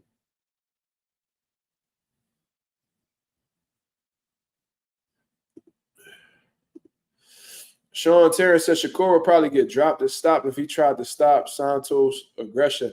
Yeah, and I think that's exactly why he took that approach. I think he felt De Los Santos' power on the gloves or something like that. He made something up in his mind where, he wasn't about to take no chances. You know what I mean? He probably got real respectful of his power, so he's like, all right, you know what I mean? I'm going to just box this motherfucker. You see what I mean? I mean, in all honesty, even if he was injured, we see injured fighters do more than that. Yeah, I was speaking on that the other day. I said I've seen people with torn rotator cuffs and broken hands do more than Shakur did. And as far as I'm concerned, I don't ever recall Shakur doing a surgery on his hand or anything like that. So what really was the severity of his hand injury? He said his hand and shoulder, he didn't rehydrate properly. How the fuck don't you rehydrate properly? I don't understand that, bro. Shakur should fight Raymond Mordetaya. That's a good fight. I call for that one too. Mordetaya ain't really looked that good in his last fight. Shakur should have took advantage of that.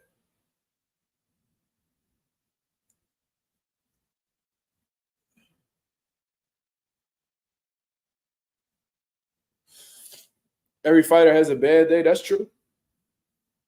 That's very true. He didn't want to end up like Ryo. Yeah, Ryo got done dirty, but from what I'm hearing, I think Ryo trying to get that lick back against De Los Santos. So that shit gonna be a banger, bro. Southwest Dice says, I think he was hurt and he's scared of power. Two things can be true. Yeah. I guess. But there's people who've had, more severe injuries that still was, able to get the job done and be more dominant. Ryo gonna get knocked out again? Yeah, I think Ryo's style plays right into De Los Santos' hands, bro. I ain't gonna lie to you. I ain't gonna lie.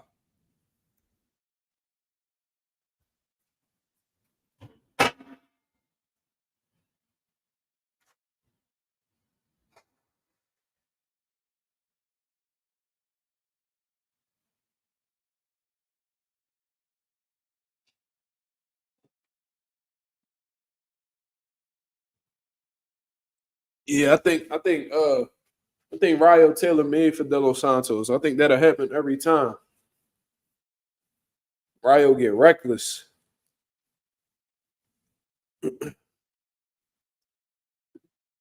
Just Do It. He said, that was a straight lie. That guy who been fighting since a pup don't know how to rehydrate. Exactly. Like, bro, you done had so many fights already. You got like 20 plus professional fights and you didn't rehydrate properly. How the fuck is that even possible? What did you not do? As soon as you get off of that scale, what do you do? Rehydrate. So what is it that did you not do it enough? Like, how do you not rehydrate properly? I don't understand that. What you started fasting after you weigh in? Like, what the fuck? How does that even make sense? That shit don't click up here for me. You see what I mean? It reminds me when Bermane Stiverne lost to Wilder in that first fight. He was talking about how he was dehydrated. And Wilder was like, you must be the first heavyweight in boxing history that came into a fight dehydrated. That's a fact, because for heavyweights, you don't got to cut weight. So how the fuck are you dehydrated in a heavyweight contest?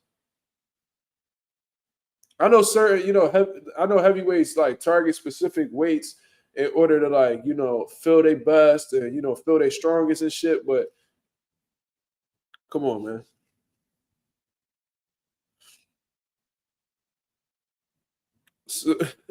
So you out of pocket. He said he turned Muslim mid-camp and then Ramadan.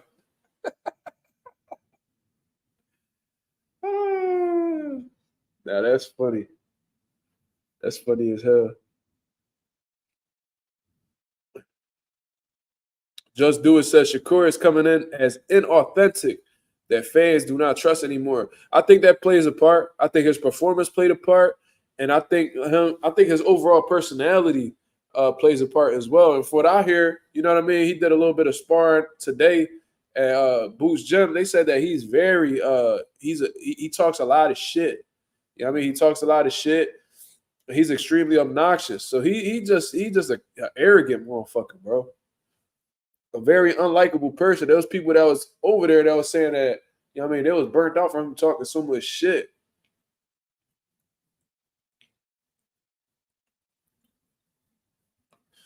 Shakur, the Meek Mill of Twitter and boxing. Yeah, Shakur definitely the Meek Mill of boxing, bro. Just say the most, do the most, don't shut the fuck up type shit. Yeah, that's a fact.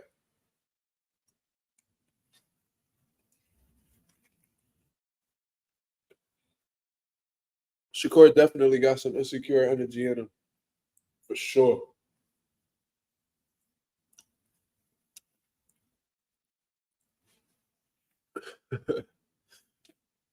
Turning Muslim mid-camp is crazy. That's a fact.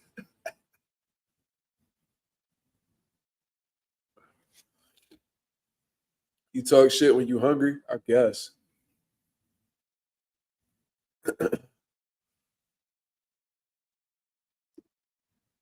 Anonymous with another great point. He said Shakur emotional too. I seen him throw Kansei style 3 times in the ring and super responsive on Twitter. That's what burned me out more than everything, bro. It's like with you doing that, you're just showing like low key that you're willing to do whatever to seek validation from the people.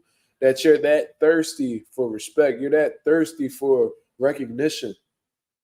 You know what I mean? Shakur is an extremely thirsty dude, bro. Extremely thirsty. A lot of the ways he has a lot of thirsty tendencies behind him. He probably do got rehydration issues. If that's the case, yeah, he a thirsty motherfucker.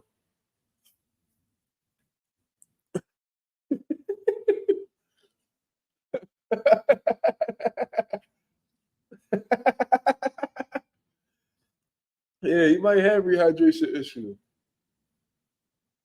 That might be facts. Uh-huh. That's funny as shit. Get that nigga a Crystal Light.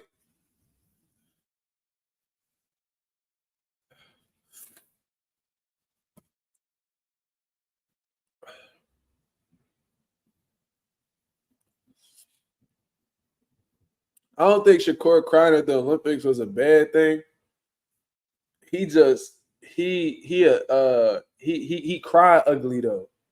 You see what I mean? You know, like y'all know that's a thing, bro. You know, like there's people who, you know, when they cry, you know what I mean? They play it low key. You can't even tell they crying until you look at them type shit. And then there's motherfuckers that cry ugly. Like Shakur cried ugly, bro. That nigga, he ugly as hell when he crying, bro. Let me see if I can find a picture of Shakur when he cried. That's what make it funny, for real, for real. We're not laughing that he lost. You know what I mean? Because that happens to everybody. But it's the way that he looked when he crying, bro. Like that nigga ugly as hell, bro. That you did that on camera too. Like that's the funny part. Like you knew the camera was on you. You still chose to cry like that. Look at him.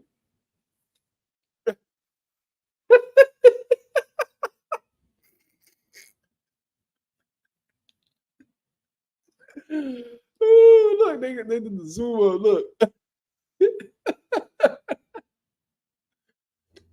This is the funniest one for me, bro. It's where the fuck is it at? Hold on. He looked like he was like coughing and crying at the same time and shit.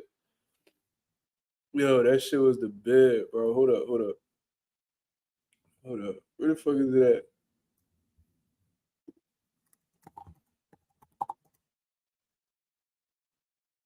Yeah, it was this joint right here.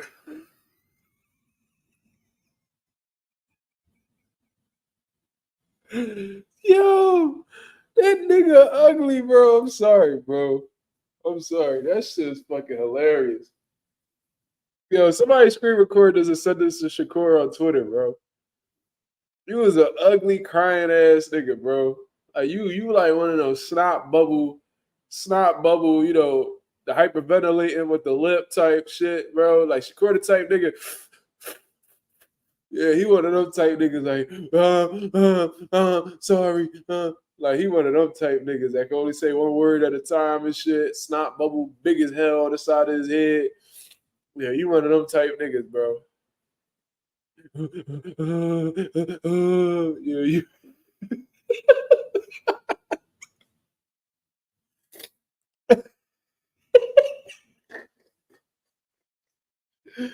Yo.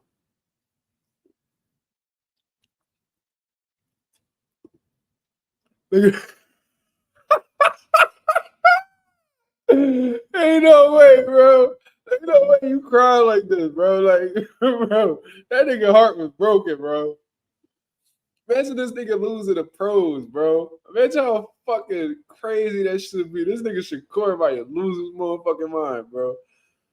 Where the fuck is that picture at? How it show up? How it show up as like the picture on Boxer scene? Hold on. Whatever, that's confusing. But bro, that fucking picture right there is hilarious, bro. Hold on, let me see if I could image search this John. Bro, this nigga was really boo-hooing like oh, like one of them type Johns, bro. Real bad John. Like that nigga kept fucking jabbing. I couldn't. Thomas, nigga, what?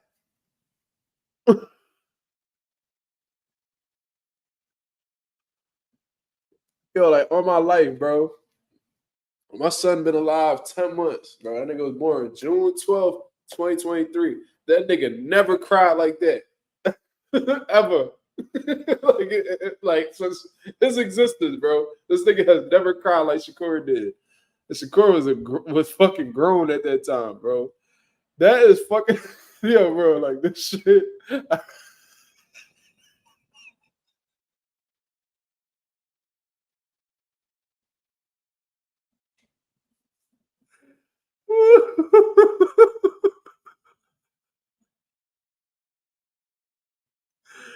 Yeah, I don't know how to say it, bro. Like this nigga just ugly, bro.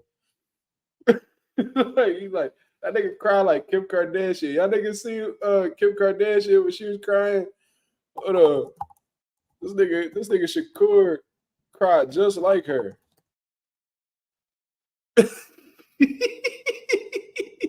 Hold on. Hold on. Let me see. Yo, this nigga cried just like Kim, bro. Yo. This nigga cried like Kim, bro.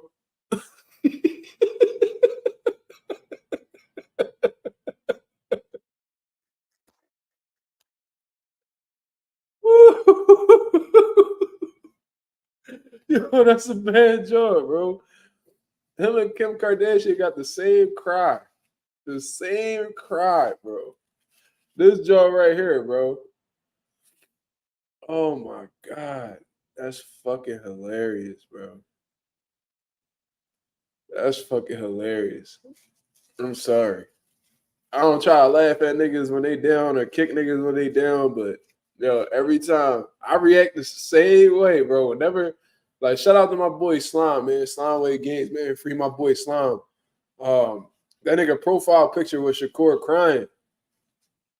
And that was by far one of the funniest fucking profile pictures I ever seen on here. Every time I used to see it, I used to bust out laughing.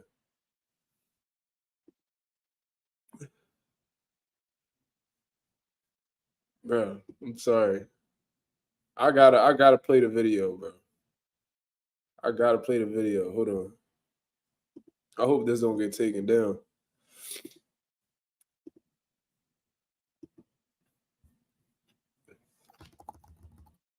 Hold on.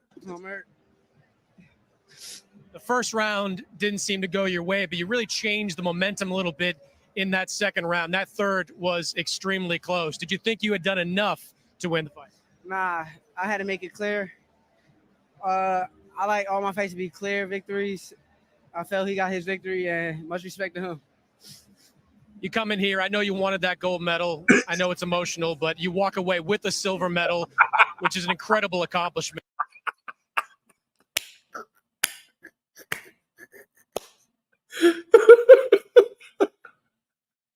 Nigga broke down. Nigga broke down as soon as white boy said that. You come in here, I know you wanted that gold medal. I I know it's you wanted emotional, that. but you walk away with a silver medal, which is an incredible accomplishment. Can you take any pride in that? No. I don't like to lose. Silver medal, which is an incredible accomplishment. Can you take any pride in that? No. Nigga dead, I don't like to bro. lose. This nigga who say he a real nigga, bro. I know you're hurting, Shakur. I appreciate you stopping by. Great job.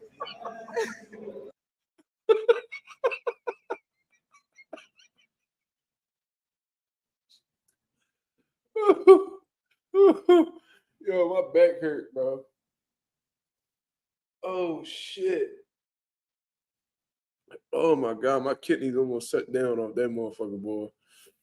I ain't trying to be petty, my nigga. That shit just funny. I'm sorry. Like, I don't think him losing is funny. I don't think that's what's funny. I just think that he cried real ugly. Like, that's it. That's it and that's all, bro. Like, everybody came up short. I lost in the amateurs. You know what I'm saying? My fighters have lost in the amateurs. Like, this isn't uncommon. You see what I mean? Like, losing isn't really a funny thing for me. But it was just the way he cried, bro. Like, that nigga was broken off that shit, boy.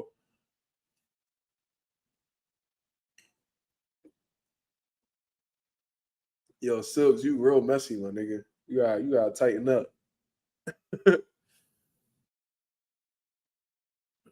Nah, bro. Fuck that. Fuck that. He said, please play it again. Oh my god, y'all really making me out to be like a bad person right now. Let me see. Nah, that's not what I'm looking for. Fuck. Hold on.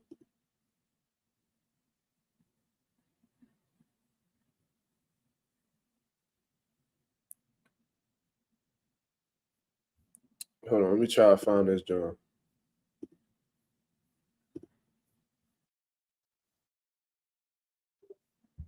Yo, y'all trying to really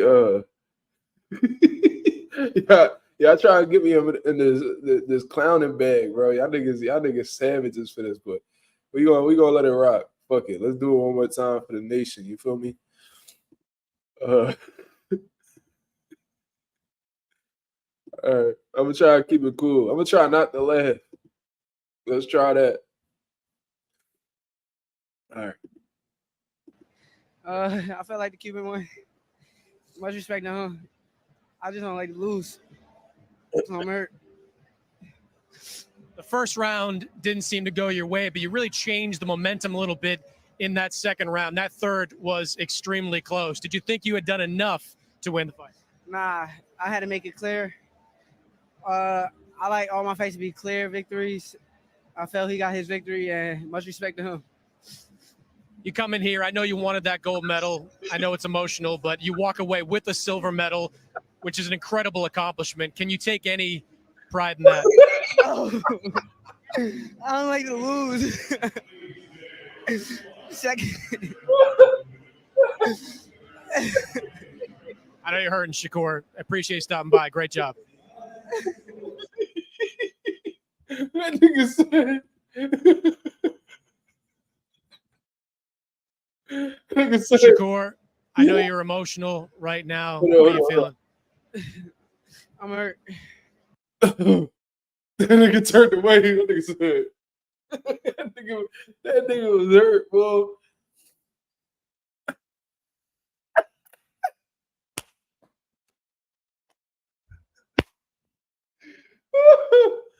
Yo. Oh man.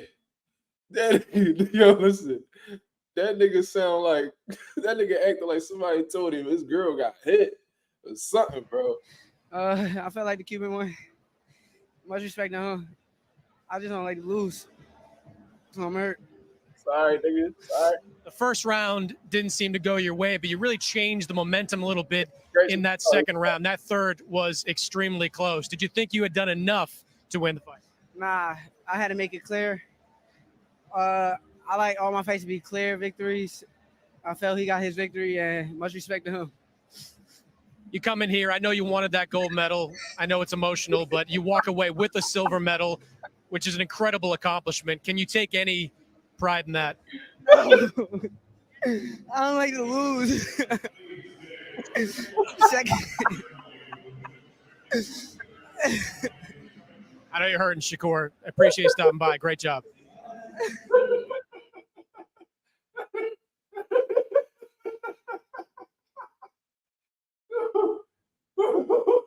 What was your assessment of what you saw tonight between Devin Hold on, y'all niggas gonna get me copyrighted. Haney and Vasily Lomachenko?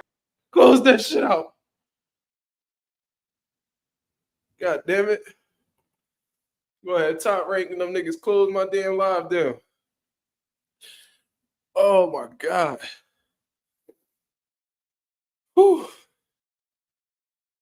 Let me get my shit back together. Oh shit. Fuck. Oh man. I can't, bro. And I've been laughing like that at that video for well over a year now, bro. Dude, Jared 23. I don't think he like an ugly crying ass nigga though. So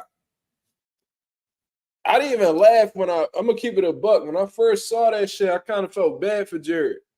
He not like an ugly crying ass nigga, but Shakur, yeah, that shit gonna do it every time. He better not ever cry like that again. Ever. Like if he get clipped in a fight or some shit or he lose, whatever, bro, he better not ever cry like that at a post-fight press conference. Nothing. Absolutely nothing.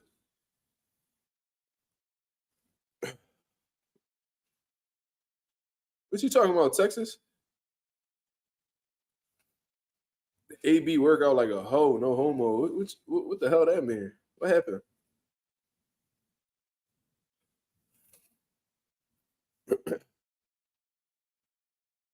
Yeah, like he bet, bro. I'm just saying, like, if you want to cry to yourself, you know what I'm saying? That's cool. You know what I mean? All men should do that, honestly, man.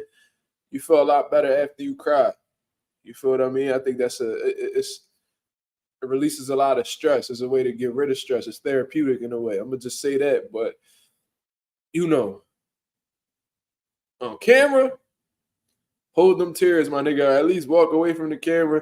This nigga was like openly crying in front of the camera, like he wanted the camera to see him cry.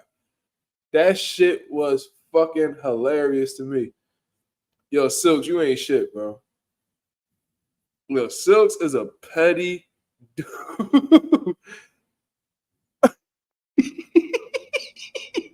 Yo, no. Nah, man. I can't do it.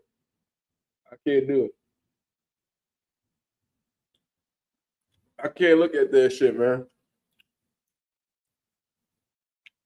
Oh, man. I hope I don't watch that video for a long time. That shit almost shut my kidneys down.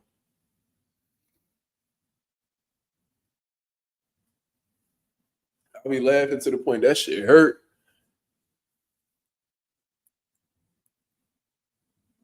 Oh, man. Whew. Oh, man, that shit was crazy. I ain't even get to talk about Terence Crawford. God damn. So let's just talk about that shit briefly because for real, there's not really much to talk about in that situation because, it's still not confirmed yet. But I actually had made a video about this earlier. So if y'all haven't seen the video, man, go check it out. I was talking about how Terence Crawford pretty much is overcoming the politics of boxing yet again. You see what I mean? I've made videos talking about how Terence Crawford's toughest opponent to date is the politics of boxing, and we know that from his upbringing over at Top Rank. You know what I mean? He was supposed to get that Manny Pacquiao fight. He wasn't able to get it. You know what I mean? While he was with Top Rank, you know, they cut his paydays to like $2 million a fight, I believe, or something like that. You know, they put a ceiling on his pay. You know what I mean? So it really marginalized him in terms of, you know, becoming this big star. You know, Bob Arum also went on this rampage where he degraded Terence Crawford as a star. You know what I mean? And a lot of people didn't want to do business with him as a result. Specifically speaking, PBC, you know, they did everything they could to, you know, try to convince Earl to not fight Crawford. You know what I mean? It was just trying to keep him on the outside because they felt like he was hard to do business with. And, you know, he was asking for too much, and they felt like he wasn't worth what he was asking for and stuff like that. So he reached little obstacles like that in his career. But in terms of being defeated by the politics of boxing, Terence Crawford seems to be undefeated. You see what I mean? Because at the end of the day, he wasn't able to get Manny Pacquiao and stuff like that. But guess what? He still was able to beat the top guy in his division in his era to achieve something that no other man has achieved until he did it. And that was becoming two-time undisputed in two different weight classes during the four-belt era. So, you know, he went through all of those trials and tribulations but still came out on top. Now that he's considering going to 154 pounds, Southwest Dice says Bob sabotaged Bud's career. He definitely did. How the fuck does a promoter look like, you know, coming out of nowhere and saying, while the fighter is promoted with them, that they lose money on this fighter every time they fight, and with the money he lost, he could have built a house in Beverly Hills. Bro, you're his promoter. What the fuck are you doing? You see what I mean? So he had the whole system set up against him, but, you know, Bud, you know, he didn't react emotionally or anything like that. He let his time expire over at Top Rank. You know what I mean? And he went on to do some historical shit. You see what I mean? So, you know, now that he's at 154 pounds, you know, he knew that PBC was going to give him some trouble, you know what I mean, with getting that fight between with Sebastian Fundora. So, you know, he went out of his way to petition the WBO to make him the mandatory for the belt. You know what I mean? The WBO backed him 100%. They approved it. But, you know, ever since, you know, Sebastian Fundora came out victorious against Tim Tszyu, they were talking about how, you know, he's injured. He's on like a medical suspension for 6 months. And they refused to disclose like the exact injury that has caused him to be out for 6 months. Now they're saying that Sebastian Fundora may very well give Tim Tszyu the rematch in November. So they successfully have been able to avoid Terence Crawford temporarily for now. And I say for now because now that Terence Crawford is this free agent, you know, he's able to, you know, talk to people who could really put him in some great situations, and boom, Turkey al-Sheikh, them Saudis. It seems like they coming to the rescue, man.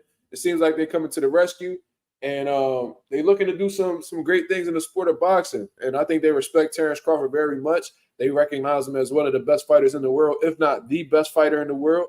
So I guess they want to do business with the man, you know what I mean, and put him in some big fights. And with Turkey al-Sheikh having a great amount of money to bring to the table and, you know, willing to put it up to make some big fights happen, I think that Terence Crawford could benefit from this dramatically. You feel what I mean? I think that if he would have stood on the PBC side, it seems like the PBC is in such a limbo right now that, you know, these guys are leaving the PBC to go take on other fights because there's no dates that have really been coming together. You know what I'm saying? There haven't been any dates that, you know, have been consistent.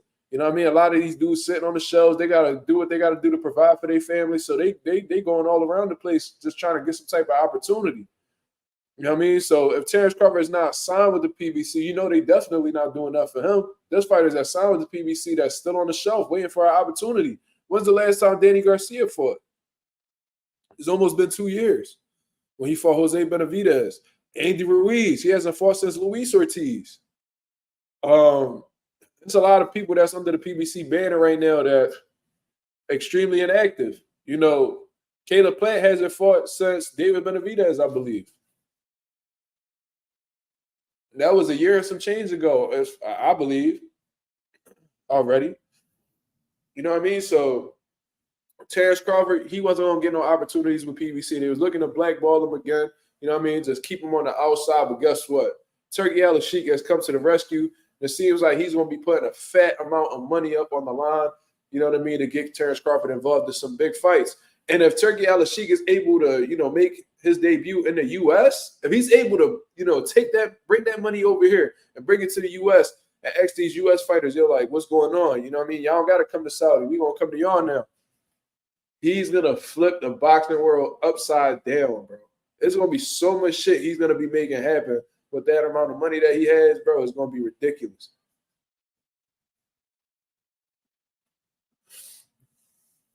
And it seems like, you know what I mean, they confirmed the rumors because, you know, Turkey Al-Sheikh posted a picture of Terence Crawford holding all the belts, and Terence Crawford put like the be quiet emoji. So he's like, you know that there's something in the works at least. You know what I mean? They've been playing it low key, and they're going to pop out with an announcement pretty soon. And most likely that announcement is going to be Terence Crawford fighting, you know what I mean, Israel Madrimov, whatever his name is. You know what I mean? The WBA 154-pound champion. You know what I mean? And most likely, you know, Terence Crawford is going to get a pretty big bag off of that. And with Gervonta Ennis doing a deal with Eddie Hearn and Turkey Al-Sheikh having a pretty good relationship, it is not far-fetched to believe that, you know, Gervonta Ennis might ultimately get that opportunity against Bud. That's something that we might really see happen. You know what I'm saying? And if that does happen, we gotta thank Turkey Al-Sheikh for it because, you know, he's gonna be the one putting the bread up. And you know, the only thing that's really stopping Crawford from fighting Boots is that massive payday that he's looking for. So that'd be dope.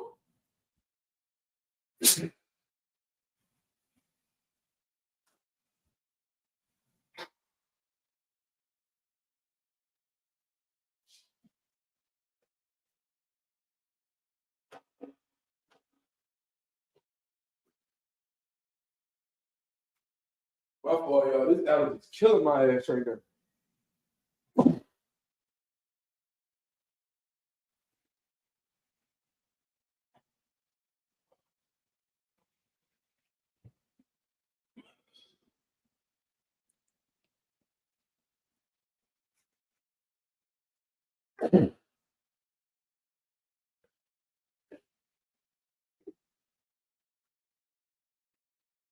These allergies about to have me crying like Shakur and shit.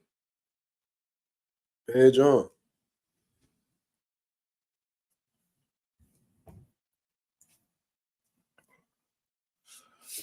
That's crazy. I got an air purifier right next to me. But it is what it is. Ooh.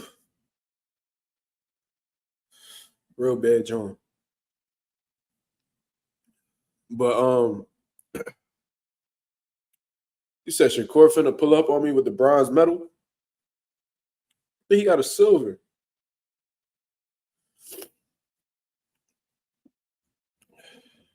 I think he got a silver. But he better not pull up on me. That's all I know.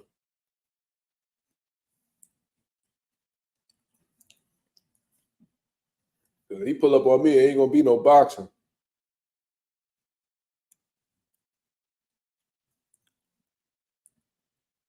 And no, I'm not talking about guns or anything like that. I straight double legging. Double legging, slam him on his neck. Easy work.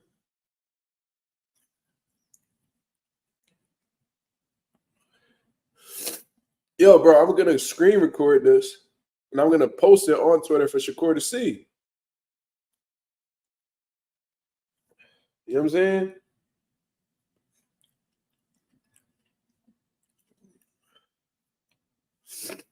But, yeah. I'm going to screen record that section, and then I'm going to send it to Shakur. I'm going to see what he's going to say.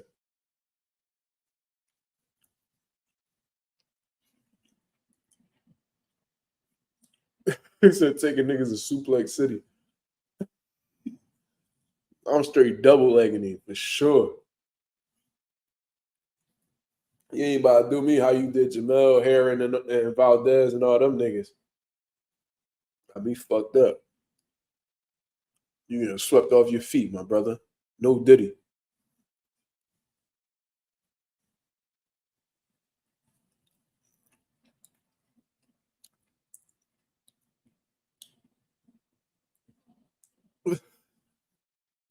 raining down elbows like Khabib.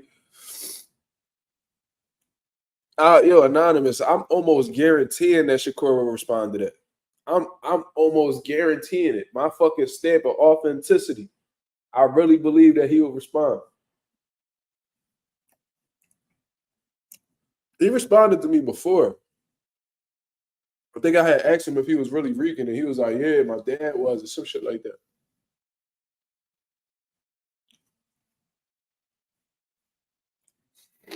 I'm not going to speak on Devin Haney's mom because I don't know that woman, and I don't got no information on her. And on some real shit, I don't think anybody should be really concerned about that. I think niggas need to be concerned about the fight that's actually happening this weekend and enjoy the fight. I don't think Devin Haney's mom should be relevant in this situation. You know what I'm saying? So we just gonna leave it at that. I don't know nothing about that. But what I do know is Shakur about to be mad than a motherfucker because I'm a screen record that little reaction. I'm gonna send it over to him. I'm gonna see what he gotta say. You know what I'm saying? I'm gonna be like, yo, you in Philly, I'm here. Fuck you talking about, nigga? This my gym, nigga. Pull up. Fuck you mean? Stupid. I'll spar him. I'll be like, what's up, nigga? I got a good round. Pause. I'll spar Shakur.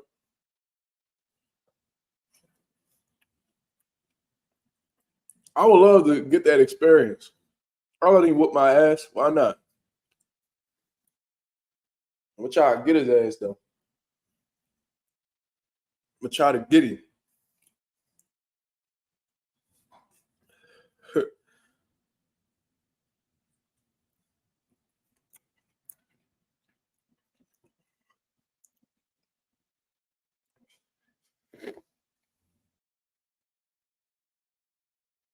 But I'm going to actually get out of here, yo. You know what I mean? I'm going to go. Yo, everybody that's in the Instagram group chat, be on the lookout, man, because I'm definitely about to be making some noise after I get up out of here, man. I'm going to talk my shit. I'm going to send that shit over to Shakur, you know what I'm saying? But until then, this is Mazuma TV. I appreciate everybody that was on the live today. This was a hilarious live, man. I appreciate everybody that was on here. Ansar, I'm not really in the business of taking shots. You know what I mean? I was a pretty good defensive fighter myself, but, you know, I know he levels above me. You know what I mean? I ain't never get nowhere near where he got to, but, you know what I mean? I ain't about to be sitting there eating shots. That's what we not going to do. You know what I mean? So we're going to see what's up. We're going to see what's up. Let's see what happens. But I hope y'all have a blessed, beautiful night. I'm going to go lay my ass down for the rest of the night, man. I appreciate everybody that came through and showed love to the channel. You know what I mean? Hit the like button on the way out if you appreciate this content. I'll be back with some more videos and another live tomorrow night, of course. Be on the lookout for my live fight party. My live fight party, man. I'm going to have my people in here. We're going to be giving the fight right here, and we're going to be giving y'all our reactions throughout the entire course of the fight, man. Be on the lookout for that, man. That's official. That's locked in. That's done deal. You feel what I mean? And we on the road to 2K, man. If y'all new to the channel, if y'all appreciate the content that we was giving y'all on this live, I'm sorry, not tomorrow. I was referring to Ryan Garcia and Devin Haney's fight on Saturday. My apologies. My fault. Let me clear that up. But, yeah, you know what I mean? We on the road to 2K, and we stomping the 1,800 mark, man. We got like 60 subscribers in, you know, a week, you know what I mean? Which is pretty – that's probably like the highest – the quickest it's ever happened, honestly. So I'm very appreciative, man. I definitely been putting that work, and I've been staying consistent. And we're going to continue growing, man. I don't got nobody to thank but y'all for that. You feel what I mean? But I'm going to get up out of here. Y'all have a blessed, beautiful night. Be on the lookout for the next video tomorrow. But until then, I'm out of here, man. Peace.